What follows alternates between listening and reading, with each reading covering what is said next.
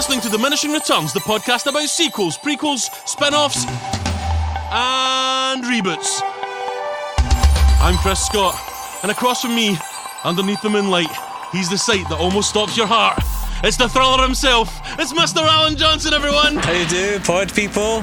This is one of our in-between episodes, our bonus episodes, our non-franchise episodes, where we talk about whatever the hell we like in sequel culture. But we're not tied to just one series of films like we are in our other episodes. This obviously is coming out near enough Halloween. Yeah. I imagine it's going to have a spooky bent throughout some of it. Yeah, I've tried to keep it spooky this evening, Chris. Well, we usually start off with the news. Now, I've got to say some things here. Okay. I started an entertainment podcast, right? You're like, let's do a podcast. Like, that sounds great. We'll have fun. The last two bonus episodes, we do the news section. This is where you tell me news about sequels and shit, and I react off the dome. Now, the last 2 months, the last two episodes, we've had depressing news about your Harry Knowles, and we were talking about the guy that directed Jeepers Creepers, and the fact that he's a convicted paedophile. So I just pray that as we record this at the end of October 2017, that over the last month, there has been no talk of any sexual abuse in Hollywood whatsoever, Al. What? Oh God, what have we got for the news? Oh Jesus. I think we were both on the same page when it came to this, because I thought after stunt performer death and then sexual misconduct and then the revelations that we've had in the media, I didn't have it in me to mine that for news. So I think we all know what we're referring to. Yeah. It's, of course, the Harvey Weinstein and Weinstein Company scandal. I think so much has been said about it. Guy's a prick. We don't need our 2 cents on it. No, men are pigs. Yes. And also, the only thing I want to say about it, wanking in a plant pot? What the fuck? I mean, it's not the greatest of his crimes. I want to be very clear. I'm not Paul Schradering this here, right? But wanking in a plant pot? We thought it was bad the last 2 episodes. It's been pretty bad. I can't do it, man. We all know what's been happening. He's a fucking piece of shit. Yeah, we come here to bury our heads in the sand, Yeah. people. So forgive us if we don't expand on those points, but after the last 2 months, We all need some happiness in our tonight's life. about spooky, not Yeah. about Creepy. horrible. Like real creepy. real creepy. Real life no, creepy, not fun. We don't want real creepy. No, No, we want less real fictional. creepy. Fictional Yeah. creepy. Fictional creepy we're all for.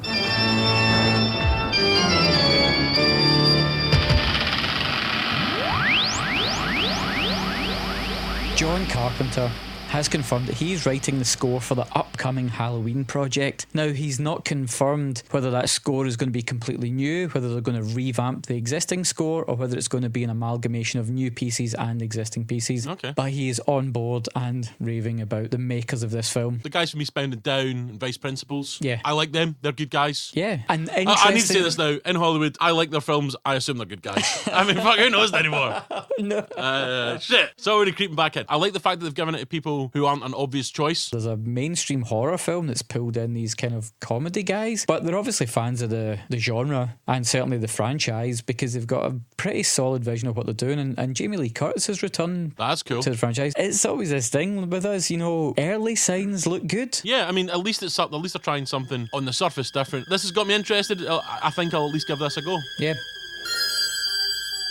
TV Sabrina the Witch, Melissa Joan Hart, has directed a remake of Watcher in the Woods, which was a 1980 Disney film. Now, seen at the right age, that movie is terrifying. Bette Davis was in the original, and she's been Never replaced even by... heard of it. It's great. I think it was on Netflix for a while. It was the first PG film made for Disney, which obviously at that point was like a big deal. It's about this family that moved to the English countryside into a house where Bette Davis's character's lost her daughter, and it is really weird and twisted. PG, for those who don't know, means parental guidance and a good cup of tea.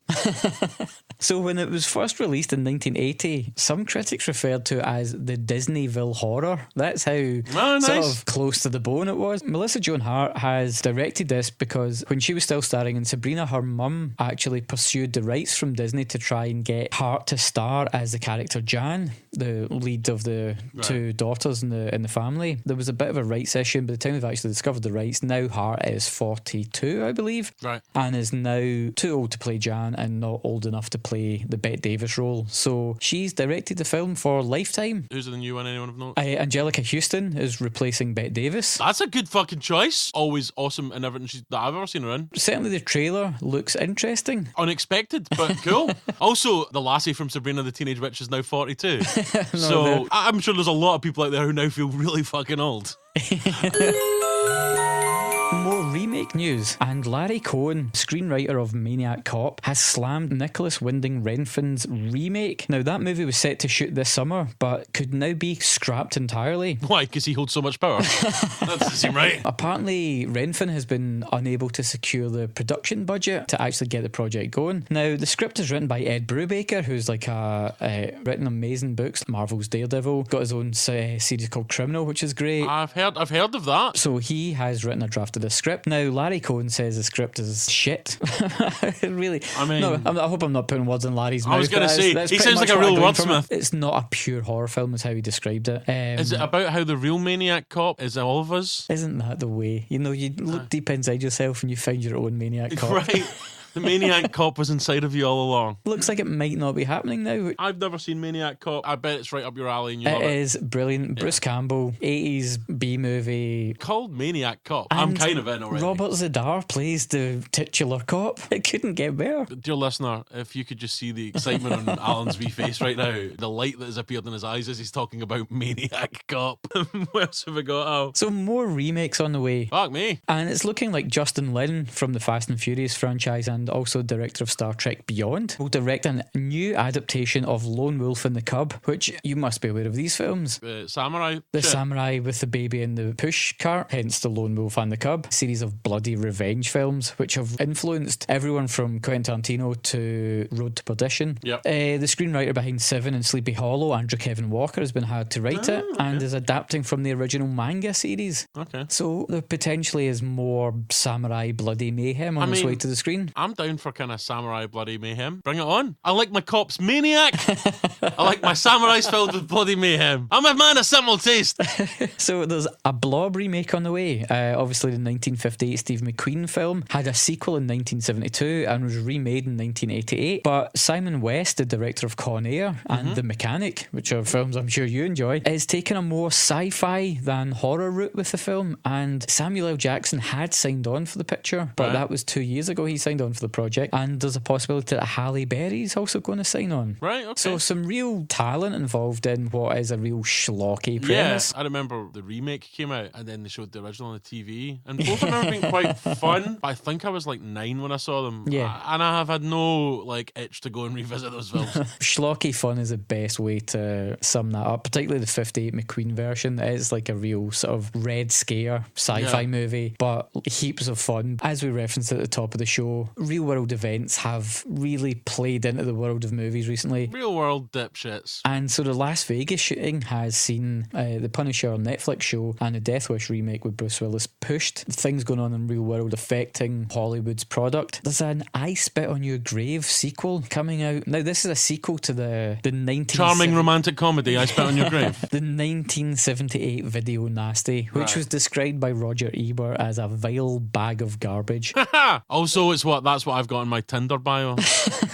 Actual sequel to the 1978 film, so 40 years later, it deals with the Jennifer Hills character, played again by Camille Keaton, who is now a successful crime author, and her daughter, who's a model, and they are terrorised by the family of the attackers from the first film. I love how the fact you said all these character and actor names like I would know who they are. You looked at me like, yeah, come on man, it's fucking Camille Keaton or whatever, and I'm like, yeah, alright.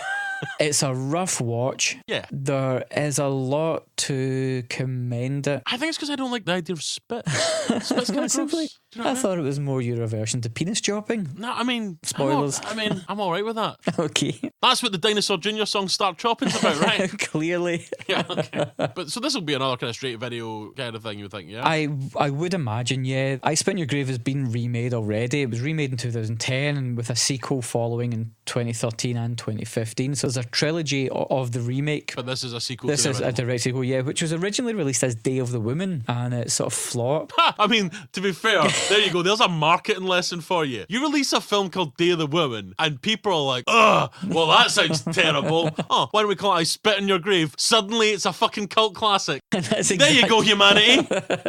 You see, we're all at fucking blame here. And so rounding out this brief, but hopefully not too horrible compared to some of them. Yeah. The Puppet Master franchise, which is 12 films plus at this point. fuck's sake. What? Yeah, a real cult B-movie franchise. I mean, I think I remember the first one's cover in my video shop. Okay, yeah. The fact that there's been another 11 fucking films. Yeah, well, here's what's surprising about it. There are 2 competing Puppet Master projects on the go. Is this like Never Say Never Again with James Bond? Not quite. Okay. One is a sequel rounding out the Axis trilogy, and this new one, Puppet Master Little Reich. What? Why I've brought it up here, which I thought you might find interesting. This Little Reich version is written by the Bone Tomahawk screenwriter S. Craig Zahler. It stars Udo Kier, but also Tom Lennon and Charlene Yee are on board. Right, okay. I do very much enjoy Tom Lennon, yeah. Yeah. Weird. It's just the Axis trilogy. I mean, alright. The franchise has always seen the small assassin puppets who were animated by an ancient Egyptian spell. It's always seen them at various points throughout the franchise battle Nazis. These little outlandish assassin puppets. Once again, the fact that you've ever had sex amazes me. I just don't get it. But good for you, fella. Good for you. That's all I'm saying. The fact that you don't live in this basement and that you have a reasonably successful career and a wife. Listen, if you can do it, anyone can do it. Then the geek will inherit the earth. I mean, they shouldn't. They may, but they shouldn't. That's more than I think anyone should ever have to know or hear about the Puppet Master fucking franchise. And I'm not gonna lie, tiny little puppets fighting Nazis, there's a part of me that's like, but I don't want to get in 12. 12's too much. I'm out. I would certainly recommend the first 3, Chris. Okay, that's right. Dip my toe in. Anything else? No, that was it. Really didn't want to dwell too much on the news. There's so much horrible shit happening in the real world. There's too much horrible shit. Let's focus on actual horror films. Yes. Fucking beautiful, man. That could be our mission statement. As it's Halloween, as a little treat for you, I have prepared a horror movie related quiz. I love quizzes! So, there's 3 rounds here. Oh, fucking yes! The only prize is laughs, I hope. So, the first round is band name, bad name. I realise I've only named the first round. I'm going to have to think of other names as we go. Okay. I was going to have to think of the state here. I love it. Oh, you know that's my kryptonite. Have you got theme tunes for this stuff yet? I do not. Come on, fuck, man! Look, I know you're busy. I know you're away flying off to another fucking place tomorrow. We need to fucking get this shit together. Maybe I'll put in a little bit of spooky music. Boom, boom, boom, boom. Band name, bad name. There you go. Okay, got it. I am going to give you a name and you have to decide whether that is the name of a horror movie or if that's the name of a band who are known by a better name. So like a previous name of a band? The previous who then changed their name to something... to something who are now... Right, yes. Okay, got you. Oh, I like this. Bikini Bloodbath Car Wash. That's a band name. That's a 2008 horror film. Damn. Okay, how about On a Friday? That's Radiohead. That is Radiohead. Yeah. The Obelisk. Sounds so much like a film that's got to be a band. It is. It's the original name of The Cure. Oh, nice. There you go. What about Killdozer? That's an actual band. And is that not also something else though as well? It's a 1972 film. Yeah. But there is a band called Killdozer. So fuck you, Alan. Yeah, I'm fucking killing it right now. She's trying to be a dick. The Long Hair of Death. Film from 1964. Are you keeping score here? So we fall out, right? Okay, so what was the next one? Sweet Children. Band name. Yeah, it was the original name of Green Day. Wicked Lester. Band name. The original name of Kiss. Sweet. Werewolves on Wheels. Film. 1971. Man, you're killing this. I hope the other rounds are harder. Pud. As in pulling your pud. Pud. That's got to be a band name. It was the original name of the Doobie Brothers, apparently. Right, I can't believe they're the only band in the world that found a worse name than Puds. Like if you come up with Pud as your first band name, surely your next name's gonna be better. Instead, these fucking dipshits were like, well, I even call ourselves the Doobie Brothers. Fucking losers. Alright, what about Monsters Crash the Pajama Party? Film. 1965. Yeah, it's got a haunted house in it, a sorority initiation. I'm digging it. The house has a mad scientist and a lab where they're trying to turn people into gorillas. How about that? What was that called? That's called Monsters Crash the Pajama Party. I'm not gonna lie, I'm gonna have to look out for that. That sounds fucking great. Atomic Mass. Band. Original name of Def Leppard. Oh. And finally, Caras Flowers. Band. Maroon 5. Yeah, baby. Fucking, I kicked the ass out of that. Right, you know how you were so happy when you were talking about whatever fucking nerd shit you were talking about? I'm really fucking happy. I'm really proud of myself. So what was my score in round one? You gotta give me a score in round one. Give me a score. I'd just like to point out that I do co-host a quiz semi-regularly at the Sparkle Horse pub. So we shout out. That was 10 out of 11. 10 out of 11. There you go. Right, round 2. So that was called Band Name or Bad Name. Is it Band Name or Bad Name? Like you two, right? So there we go. That's your... Well, this is tagline, dragline. Okay, so I'm going to read a statement and you have to decide whether it is a Megadeth lyric or a tagline to a terrible horror film. Oh, yes. Tagline or dragline? Yeah. What's dragline mean? Just like a drag is something that's not very good. Like something's a drag, so a drag line is like, ah, fuck, really? That was a lyric you put in, Dave? Okay. I don't know. See, this is good because, like, unlike most people of our age, I didn't have a teenage metal phase. That was the one thing I was worried about. No, I was like super cool. Here we go. Beware the beat of cloth-wrapped feet. Oh, that's good because that really could fit for either. Megadeth. That is the tagline to The Mummy's Shroud from 1967. Rich. Are you heterosexual? I mean, are you? Aren't we going to do the quiz? But I mean, fair enough. I'll help out if they're short of numbers. It's got to be Megadeth. It's the tagline to Orgy of the Dead from 1965. The tagline was, "Are you heterosexual?" Yeah. I've never been so glad to be wrong in my life. That's amazing. Okay. Alright, shit. The uncivilized world and its people decay. Megadeth. Yeah, that's from Losing My Senses. I don't think I can top Are You Heterosexual? I should really have saved it like that. Oh, God, that's brilliant. Man's deadliest weapon shows its metal. Phil. Death Machine from 1995. The only people who will not be sterilised with fear are those among you who are already dead. Megadeth? That's from Flesh Eaters 1964. It's a bit long. Greed, gluttony, pride, envy, wrath, sloth, lust. Megadeth lyric? It is. It's from the song Seven. That's obviously done after the film, isn't it? Let's see, so that's 3 correct so far. This was inspired when you were talking about Vigo the Carpathian in the Ghostbusters 2 episode, when you were like, man, he just sounds like some like emo metaler with his on a throne of blood in a castle of pain. So I wonder if maybe I need to say it more like Vigo the Carpathian. So, entombed for eons, turned to stone, seeking woman, woman, woman. Film. That's Curse of the Faceless Man from 1958. Are any of these taglines making you want to see the film? No, but every single one of them does sound like it could be a shitty Megadeth lyric. So like, this is really hard, this one. Evil, more evil than violence. Violent, more violent than death. Megadeth. Of course it's a Megadeth lyric. Who writes that shit and thinks? Thing is, man, like, it's like this thing about that, right? He's a fucking old man now. Yeah. He's still writing shit like that. Fucking give it up, mate. Hello me. Meet the real me. Oh, that's fucking good. Oh, hello me. Fuck it, Megadeth. Yep, from Sweating Bullets. What about Rest in Beast? Rest in Beast. Tagline. Yeah, from Werewolf from 1996. Ah, nice. It's time for snapping some neck. Megadeth. As you know. I pulled it back here. It was a tough start. That was 8 out of 12 there. Right, how's about this then for the theme? Tagline. Bum, bum, bum. Tag or drag line. Bum, bum, ba-dum-dum-dum-dum-dum. I didn't have a metal phase, but I did have a Bell and Sebastian phase, but that would not help in this sort of fucking quiz. That would not. Well, let's brainstorm what the name of this last round is going to be, Chris. Okay. I'm going to read you a character name, and you have to decide whether it's someone from a sitcom or a horror film. A sitcom or a slasher? Sitcom or slasher? I mean, the fact you've had to put the caveat in that it could just be a horror film, but a sitcom or slasher has a nice ring to it. Okay, so final round. Let's see how we're going to go here. Luther Van Dam. Slasher. That's Jerry Van Dyke's character from Coach. Oh, fuck. Then we've got Boner. Richard Boner Stabone. Richard Boner Stabone. Oh, sitcom. Of course it's a sitcom, yes. It's from Growing Pains. Boner Stabone. Angela Baker. Slasher. Yeah. Do you know what slasher? Is it one of the Friday the 13th things we've just watched? No, it's not. Cool. But I thought you might know. It's from Sleepaway Camp.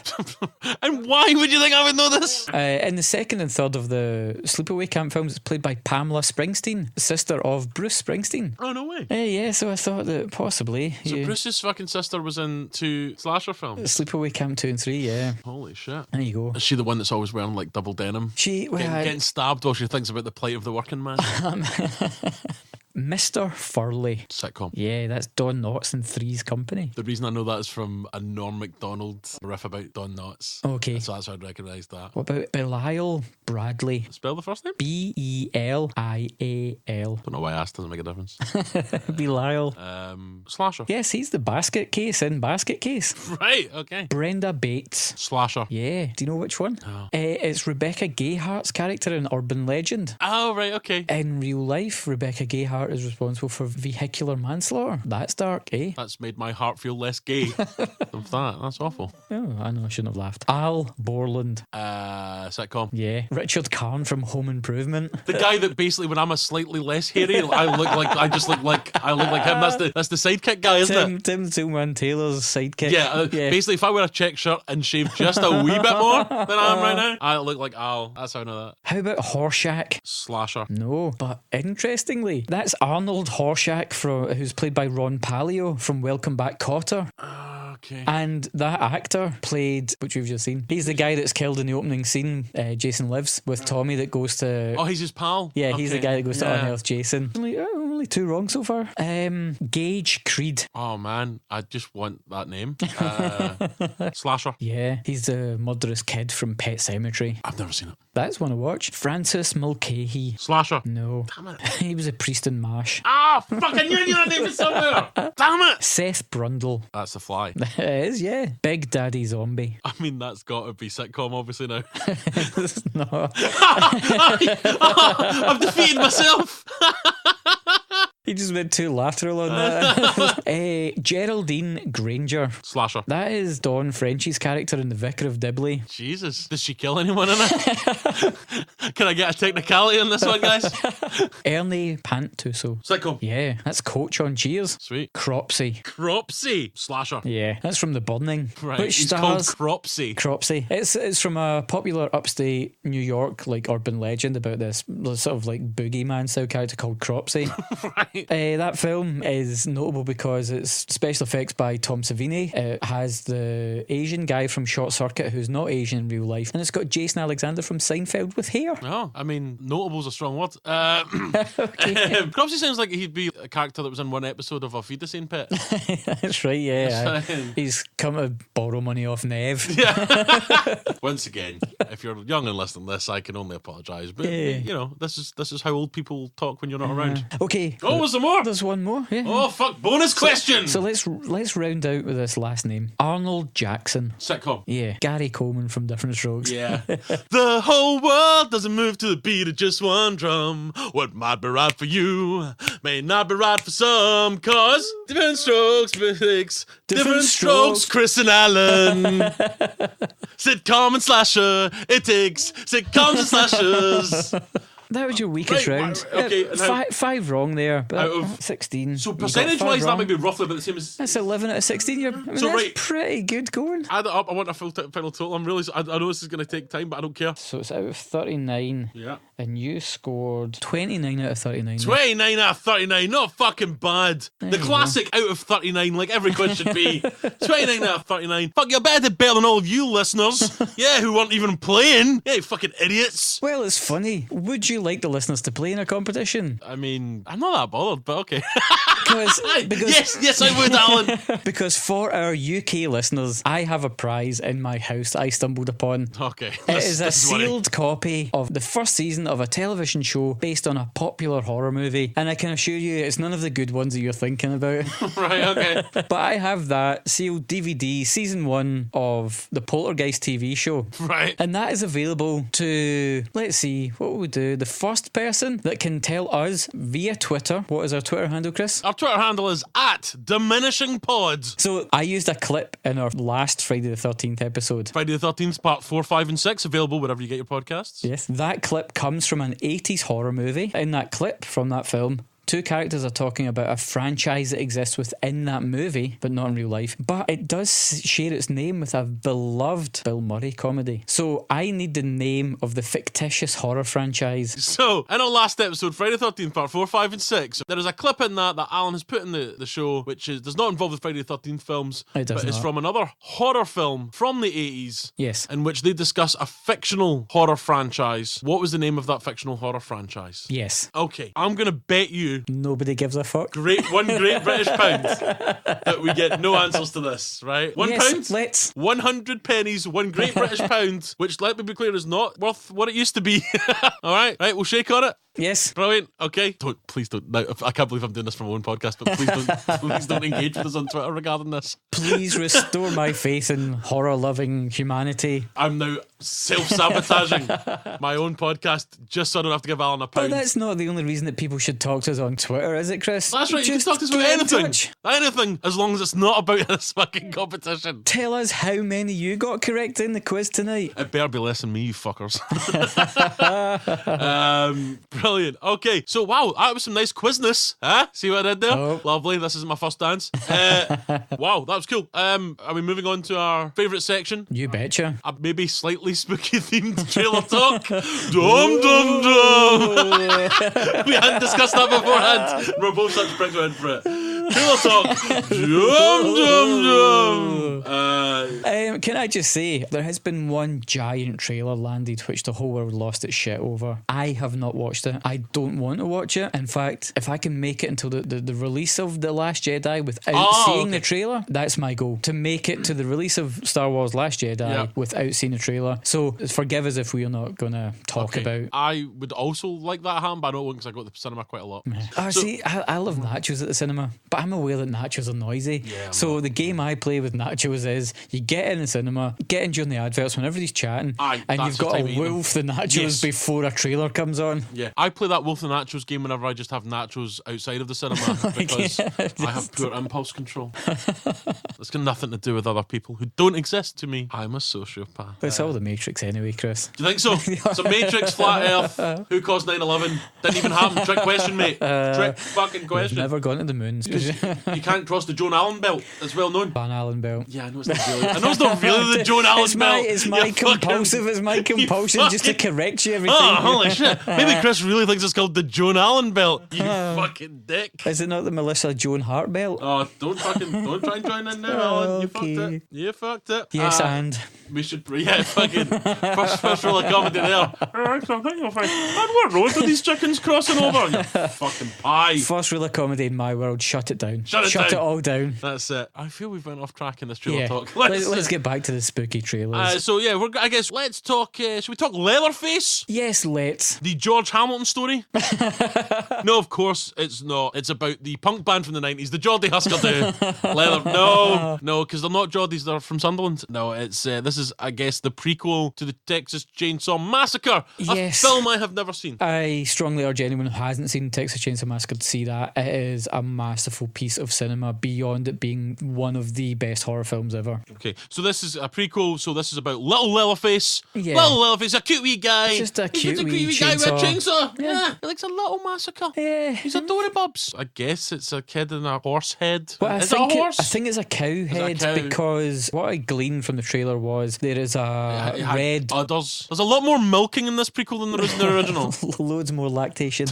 Yeah, so there's an abattoir bolt mark in the forehead of the animal, which leads me to suspect it's a cow. I need to tell people, man, you watched this on your phone before this and you noticed that? You're a fucking observant motherfucker. And evidently I need to maybe get new specs. Well done, Alan. Yeah. I'm genuinely impressed by you. Thank you. You know, we've been friends for about 10 years. First time for everything, but that's great. Right. First thing, it is set in the past. Set in it looks like the 50s, which would sync up with the timeline then. So I watched a different trailer to you and then I watched the one you watched. Okay. So the trailer I watched, it wasn't very clear that it was in old-timey times. Okay. And that really annoyed me because I was like, this looks like old-timey times. I really want to be old-timey times because I like those films better. Yeah. But it wasn't clear, but it was very clear in this one. It was like, in 1974, the original happened and here he is as a kid. Right off the bat, it looks awful. What is terrifying about the Texas Chainsaw Massacre is that, spoilers, there's no actual Texas Chainsaw Massacre in it. The chainsaw is waved around. The chainsaw was inside of you all along.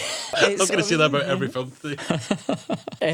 The original Chainsaw Massacre pulls from two sources, really. It's a reaction to the war in Vietnam, and it is based loosely on Ed Gein, the serial killer. Now, I have a question. Yes. Are all these films really based on Vietnam? Because that's just something that was said about every fucking film in the 70s. I think that's fucking bullshit. It just feels like any film you had in the 70s that was a bit like dark, they were like, you know what that's about, don't you? You're like, oh, what, Vietnam? Oh, really? Really? All of them were about Vietnam? Jaws was about Vietnam. Fucking Platoon was about Vietnam. I don't know. It was the 80s. Yeah, okay, sorry. Okay, well, most directly, and without going too deep into it, yeah, these kids trespass in somewhere that they shouldn't be meddling. Essentially, that's a sort of like broad strokes view of America. You know what that's like? It's like when they went into Vietnam. So see, there you go. I'm glad we've got this sorted. Yeah, there doesn't seem to be any sort of allegory here. Horror movies are always best when they're about something, you know. Yeah. There's always like a subtext to why the horror's happening. Right. That's always the best kind of horror film. Here it doesn't look like it. You know, they're giving kids chainsaws for birthday presents. I mean, I got a Zoid once. Remember those? That was pretty cool. Okay. Maybe a chainsaw would have been cooler though.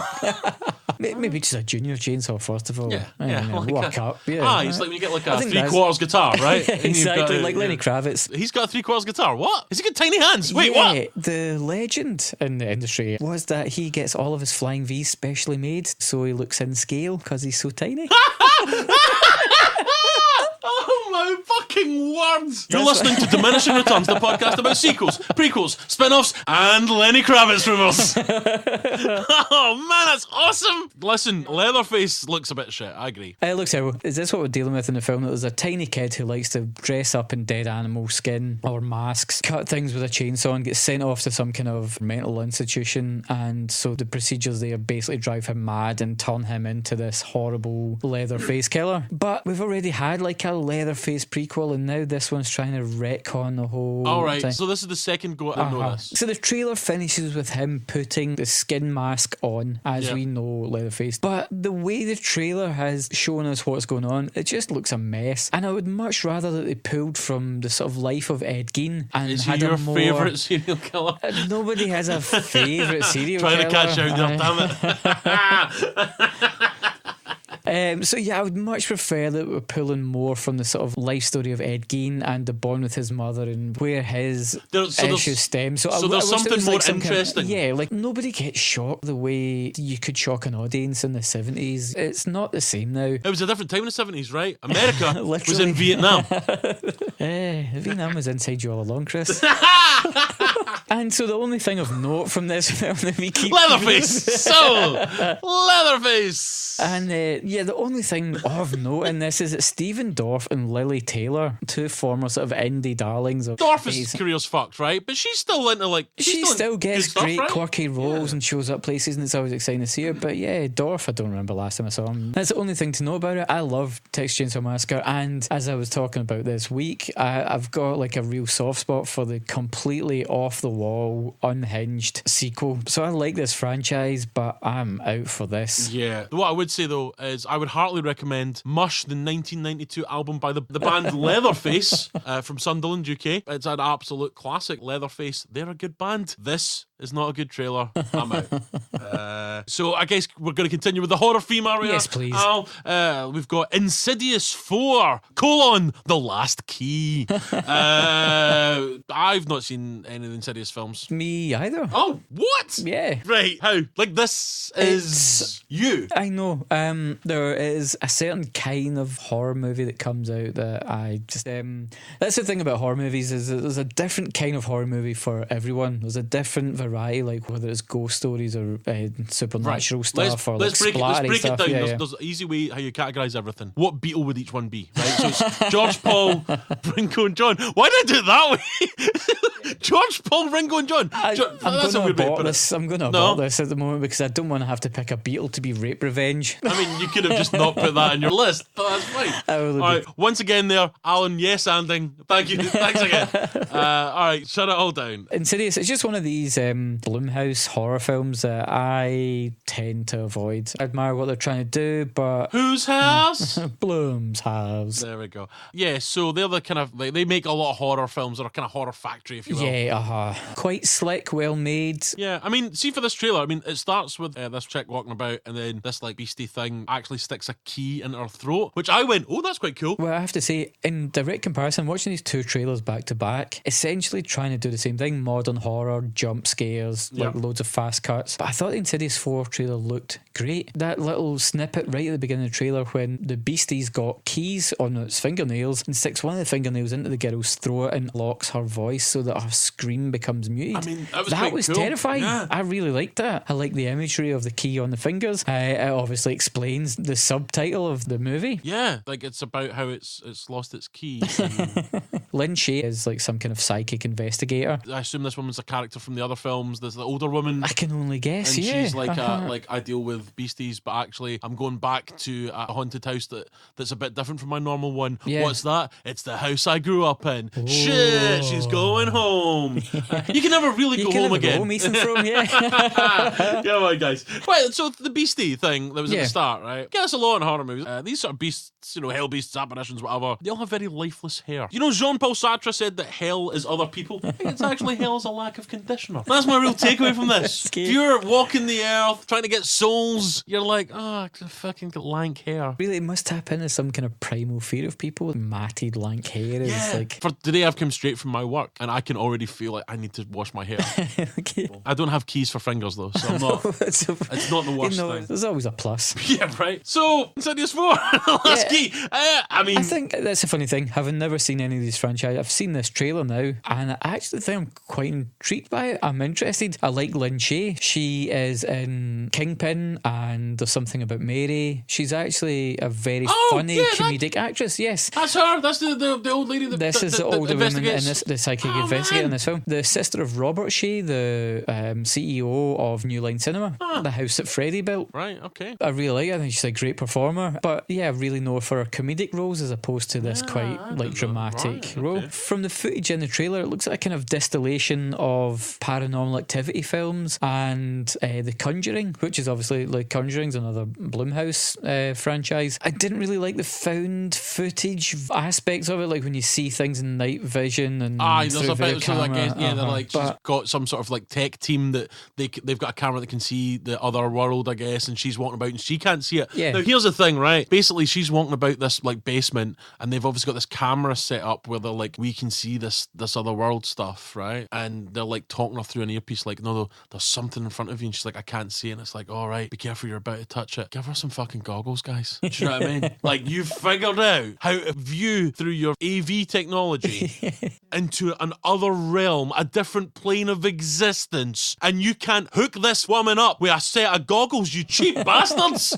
Let her see the fucking beasties. Yeah, I mean, I don't know anything about this franchise, but it actually looked pretty decent in the sense of if I was with somebody like, do you want to go see Insidious 4? I wouldn't be like, oh, that looks like the worst thing ever. It looked like it might have some reasonable scares. The key thing, most importantly, was kind of groovy. But to be honest, it's a between and I'm out and I'm in. I think for Blumhouse, that's an in.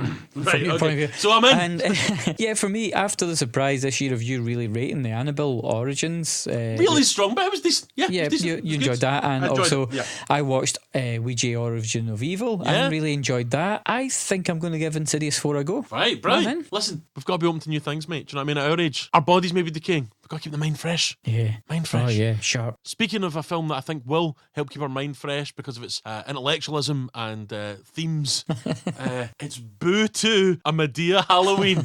Right. I've got a problem straight away with this. Right, off the bat. Straight away. Surely it's Boo, a Madea Halloween 2. Because the first film was called Boo, a Madea Halloween. But this is called Boo 2, a Madea Halloween. No! Boo seems to be the title of the film now. No! How fucking titles work, pricks!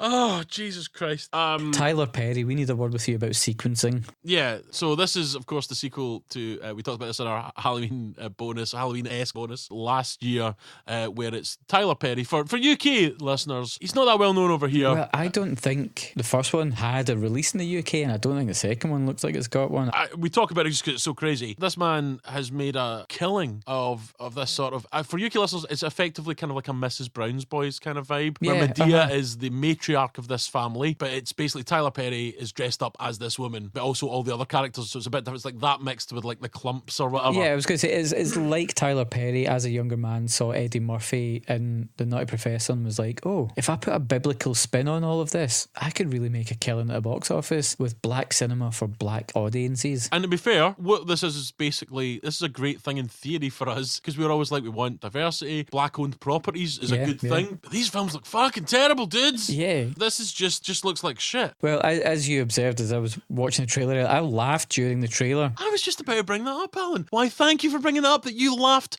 I want to say out loud and heartily, would you like to explain yourselves to our wonderful listeners and me why you laughed out loud, or I believe as it's known now, LOL'd? In the same year that Get Out came out, which was made by a black director, essentially looking at African Americans' issues in a modern America, intelligent, scary as fuck horror movie. I then was watching Boo 2 trailer and just thought, how horrendous, like how can this horrible, negative, sort of stereotype version, it was like a knockoff of Scary Movie, which wasn't great to start with.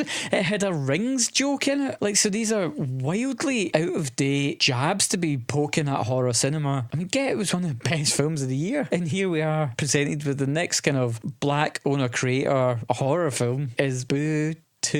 It was just the ridiculousness of the whole thing snuck up on me when there was a sort of Big Bang Theory level punchline to an obvious joke as the oblivious old man is talking to the chainsaw wielding lunatic. You still laughed out loud, mate. I think you love this film. I think you're in for it. Just I'm be clear, certainly in for it. Yeah, you love this film. I think this is Alan's. He's actually really upset that he didn't watch the Last Jedi trailer. Instead, watched this, which is now spoiled, which is going to be his favourite film of the year. A film whose trailer, let's be clear, if you think we're like ragging on this too much, one of the characters says something like, oh, it's the booze, and somebody goes, what's that? It's bitch juice. Bitch juice. Which, to be clear, to reference something we did earlier, that's quite a good band name.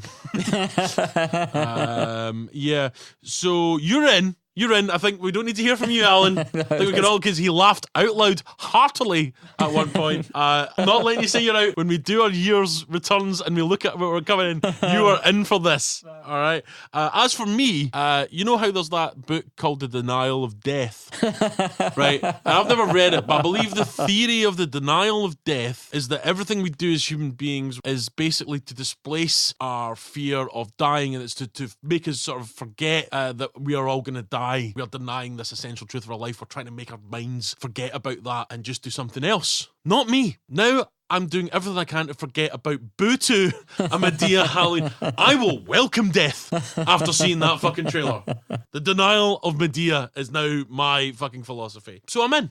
Okay. No, great. I'm out. And yes, Alan's out as well, guys. Even though he really loved it and he tried to intellectualise it. We all caught him. Yeah, so I mean, that was a mostly spooky trailer talk. Alan, we had a quiz. We tried not to talk about awful shit happening in the real world. Tried real hard. I liked a lot of this. Have we got any recommendations to round out this episode? Would you like a holiday recommendation or a horror recommendation? Give me both, brother. Okay, so we went away for the half term with the kids and went to London, and while in London we went out to the Wizarding World of Harry Potter. Right. Because I have 2 children, I'm in the process of reading the Harry Potter books for the second time. Now, can I stop you here, Alan? Yeah. Is that the book you were reading when I came in today? Right. Did you like the voices? Listener, honestly, I'm surprised as you. He was good. He wasn't this mush-mouthed mumbling fuck that we have in this. No, evidently, when we're not doing a fucking podcast, it's like Peter Ustinov with the voice talents of fucking Anthony Hopkins. So, but no, it did sound great, man. In fairness, that's, you know, obviously with Zoe, I had the rehearsal period of reading all the books through. She got the shit voices. She got me sort of workshopping it. I don't particularly like the books. The kids love them, so I'm happy to read them to the kids. But I don't think they're great books. I've seen most of the films in the franchise. Again, don't mind them, but the Wizarding World of Harry Potter is phenomenal. So it's the 2 sound stages in the studios where they filmed the majority of the movies. Stages J and K, amusingly, and it's just filled with props, sets, special effects, maquettes, creatures. What's a maquette? A maquette is a model you make and then work work from the model. Once you've done your visualization, your previs on sketchpads, whatever, you would make a maquette, which is just like a scale model. It's incredible, and obviously that was a massive franchise of 8 films which have generated billions in box office. But to see how much physical work goes into the production design and the evolution of that world, the scale and scope of that exhibition is phenomenal, and I imagine that even that is just a microcosm of how much physical stuff there is involved in those films. You know, I really enjoyed that, and like I say, I've got a passing interest in what was going on. The kids who are mad on Harry Potter, their minds are just blown. Yeah, so my recommendation is, if you have the means, Wizarding World of Harry Potter, and if you're looking for a movie to watch, I just watched Wolf Creek 2, which I was surprised at how good that was for a sequel. I'm sure I heard somebody else say that, or it might have just been you in our time. But Wolf Creek 2. It's been a while since I've really flinched watching a horror film. So Wolf Creek 2, and go to visit Harry Potter if you have 2 children that read those books and are still children, and you can take them on holiday. There were a lot of people there without children who are clearly overexcited young adults. I went to a Doctor Who exhibition. Again, I slag you off for this nerdy stuff. And then at the end of it, I go, so I went to this Doctor Who exhibition, right? And I went in and I went, ticket for the exhibition, and he went, 1? Like that, and looked at me, and I'm like, I'm not a beast, I've just got a fucking couple hours to kill me, you know?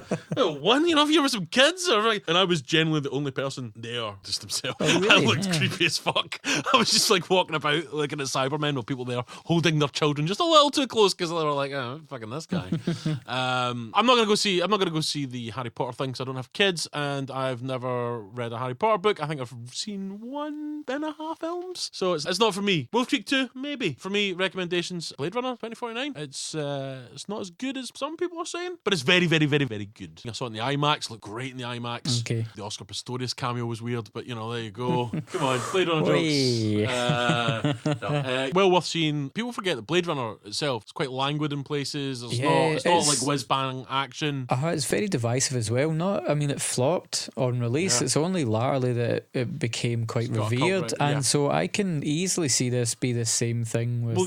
If you liked Blade Runner. And not just your memory of Blade Runner, because I watched Blade Runner in the cinema. They re-released it, the final cut, like a couple of weeks before the new one was released. So I watched them both in succession, within 2 weeks of each other, and genuinely like the tone, they get the vibe right. There's some things that I think they've not done that well. I think it might be something we might talk about in a future episode, maybe. Good. I look forward to it. There's a lot to talk about there. Speaking of future episodes, yes, it's coming up for its 30th anniversary. It is, of course, the fucking classic Predator and Predator 2. Yep. As ever, you can get in touch with us about Predator, about horror films, not about Alan's shit competition. Competition. I hope it dies in its fucking hole, and then I get £1. Or if you just want to talk shit to us about movies, you can email us at diminishingpod@gmail.com. You can get us on Twitter at diminishingpod. You can get us on Facebook at Diminishing Returns Podcast. Tag us in something on Facebook, you put at Diminishing Returns Pod. On Instagram, we're Diminishing Pod. We have a blog on WordPress, diminishingpod.wordpress.com. Get in touch, we're an independent podcast. Tell your friends if they like movies and dumb Scottish pricks talking pish. Get them on board. Send them the link to the podcast. Make sure they get the right Diminishing Returns podcast, not these imitators. We need your validation because me and Alan have nothing in our lives, and we'll see you next time for Predator and Predator 2. Thanks, guys.